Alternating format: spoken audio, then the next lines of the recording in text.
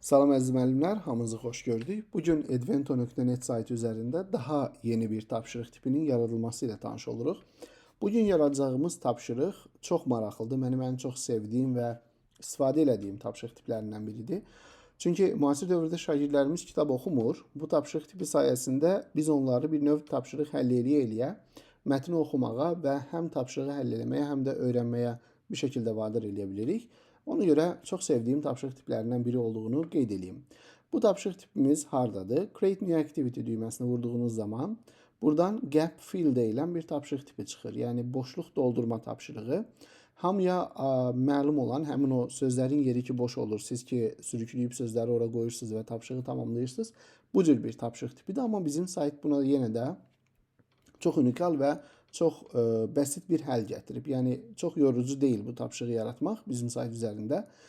Gap Fill Activity-ni seçirsiniz. Ondan sonra tapşırığa ad lazımdır. Mən o detalları burada hazırlamışam. Tapşırığın adını götürürəm buradan, gətirirəm, yerləşdirirəm bura. Hər kəsə açıq deyirəm və Create Activity deyirəm, yaradılır. Ondan sonra tapşırığın məzmununu da eyni şəkildə buradan kopyalayıram. Buradan götürürəm, gətirirəm və bu boşluğa yerləşdirirəm. Burada fikir verməyinizi istədiyim bir məsələ var. Mənim açar sözlərim böyük mötərizənin içərisindədir. Bu sistemin bir funksiyasıdır. Yəni əgər hansısa bir söz ya da ifadə ya da bir simvol böyük mötərizə içərisində verilirsə, o avtomatik olaraq burada da oxuya bilərsiniz, açar söz kimi qəbul olunur və sonra tapşırığın içində gizlədilir. Məsələn, What a City var burada. Bunu bu şəkildə seçirəm, seçdim. Bu nöqtəsini seçməmək istəyirəm. Bir dəqiqə nöqtəni seçməyək. What a City bu şəkildə. Əgər mən burada hide word vursam, avtomatik olaraq həmin What a City sözünün ətrafına böyük mötərizələr düşür və o artıq bir açar sözə çevrilir. Və eyni qaydada bunun tərsi də doğrudur.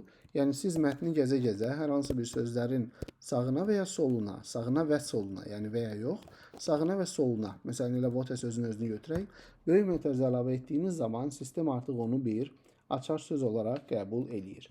Təbii ki, mənim açar sözüm what olmadığı üçün bunu burada götürmürəm. Və bütün bunları eləyəndən sonra Save Questions deyirsiniz. Save Questions dediyiniz an bütün mətniniz bura oturur, yəni bu hissədə yerləşdirilir və gördüyünüz kimi mətnin içərisində bəzi boşluqlar qoyulub açar sözlər üçün. Bu sizin olur Question Bank biriniz. Yəni istəsəniz bundan təbii ki birini də yarada bilirsiniz. Yəni məsələn bunu nümunə üçün eləyirəm. Eyni mətni bir də bura kopyalaya bilərsiniz. Bu şəkildə bunu yenə də Save Question dediyiniz an artıq fikir verirsinizmi? Burada artıq 2 dənə böyük mətn var və hər birinin içərisində sözlər var. Bunlar ekrana necə çıxır? Birinci mətn çıxır, şagird onu bitirir, sonra ikinci mətn gəlir. Təbii ki, mənim birinə ehtiyacım olduğu üçün digərini silirəm. Bu şəkildə mətnim hazır, açar sözlər seçilib, arxa fon temasını da təyin elədim, sevdiyim temanı götürdüm və etməli olduğum tək şey save etməkdir. Save etdikdən sonra o gəlir yenə də dashboarda düşür. Qaydırıq dashboarda tapşırığımı bir oynayırıq. Launch Activity deyirəm və bundan sonra bu şəkildə baxırsınızsa Word Bank bir sütunda yerləşir. Sözlərin özü mətnlə bir yerdə isə ikinci sütunda yerləşir. Şagirdin burada etməli olduğu nədir? Bir qədər ekranı yaxınlaşdıraq istəyirsiniz, daha rahat görünsün deyə. Şagirdin burada etməli olduğu sadəcə bu mətni oxumaq və açar sözləri uyğun boşluqlara yerləşdirməkdir. Mən təsadüfi olaraq boşluqlara açar sözləri yerləşdirəcəm ki, vaxtım getməsin. Məsələn, burada açar sözü yerləşdirməyin də iki üsulu var. Ya sürükləyib hər hansı bir yerə qoya bilərsiniz, ya da daha sadə, mən bunu daha çox sevirəm. Məsələn, götürə bilərsiniz bunu, məsələn, battery-ni. Sadəcə buranı klikləyə bilərsiniz, battery bura gəlir. Məsələn, cell, buranı klikləyirsiniz, bu da bura gəlir. Mən təbii ki, oxumadığım üçün tapşırığı hər şeyi hara gəldi yerləşdirirəm. Çox sürətli şəkildə bitirməkdir məqsədim. Bunu da bura gətirdik. Bunu da bura gətirdik. Bunu da bura gətirdik. Və sonuncunu da seçdik, bura gətirdik. Hamısını yerləşdirdik yerinə. Progress line-da sizə tapşırığın nə vəziyyətdə olduğunu göstərir. Bu progress line bu dəqiqə niyə işləmir? maraqlı sual verə bilərsiniz.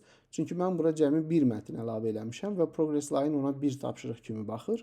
Əgər burada birdən artıq mətn olarsa, Progress Line artıq onları belə deyək 2, 3, 4 ayrı tapşırıq kimi görür və hər birini tamamlayıb check answer vurduqca Progress Line-da irəli doğru irəliləyir. Yəni əgər bir neçə mətn əlavə edirsinizsə, Progress Line-ın işlədiyini görə bilərsiniz. Və bu şəkildə check answer deyirəm və təbii ki, çoxlu cavablarım səhvdir, complete deyir, skorum 4-dür, yəni 4 düzgün cavab verdim 9-dan və istəsəm start again vurub tapşırığı təkrar başdan işləyə bilərəm. Əgər bu səhifədən çıxmaq istəyirəmsə, yenə də yuxarıda bilirsiniz bizim burada gizli balaca bir qapımız var. Oradan qapını açırsınız, dark modda eləyə bilərsiniz buradan, light modda səsi yandırıb söndürə bilərsiniz və təbii ki, dili dəyişə bilərsiniz və bununla yanaşı da geriyə, yəni dashboarda çıxış əldə eləyə bilərsiniz. Bugünlük də bu qədər. Bu videoda sizə yeni bir tapşırıq tipini öyrətməyə çalışdıq. Növbəti videolarda görüşənə qədər deyirəm, hələlik.